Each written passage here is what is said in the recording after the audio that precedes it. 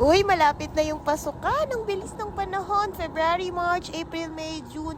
Dapat sinisimulan nyo na yung mga kids na matutong magsulat or mga topics na gusto nyong ipapaaral sa kanila sa bahay. At least one step at a time. Hindi naman yung biglaan. Magiging biglaan yan kung sa pasukan pa kayo mag-start. Ayan, ang dami na nag-order sa amin ng mga activities. Yung kanina is color tracing. Imagine, nagtitrace na sila. Natututo na mag-trace. Natututo pa sila ng colors. And then this one is yung safari team namin na set A.